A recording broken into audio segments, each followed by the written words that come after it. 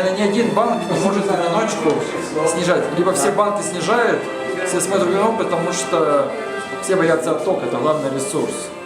И, наверное, если мы говорим о кардинальном снижении, это сделать можно, и мы очень этого хотим, надо какая-то совместная помощь, совместное объединение. Скажем, взять нашего соседа, которого сегодня называют Россию, например, да, у них 2 года назад, чтобы не ошибиться, точно не помню, недавно, была такая же проблема, очень были дорогие ресурсы, такие кредиты, тоже население в основном вкладывало, они решили это все снизить.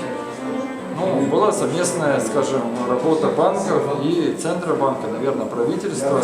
Что происходило? С одной стороны, Центробанк призвал всех, чтобы ставки по депозитам были близки к ставке Центробанка.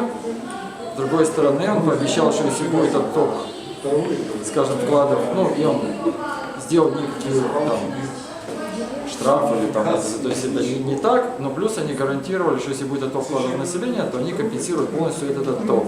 Отток произошел достаточно большой в первые месяцы, они компенсируют.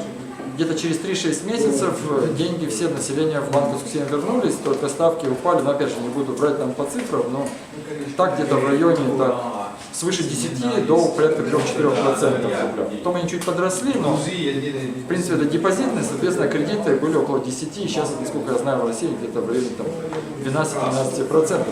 Вот такая ставка помогла там развивать и розничную ипотеку, и малый бизнес, и крупный бизнес. Мы как банкиры очень хотим. Просто в одиночку, наверное, нам это длинный эволюционный процесс, когда потихонечку по полпроцента, по четверти будет снижаться.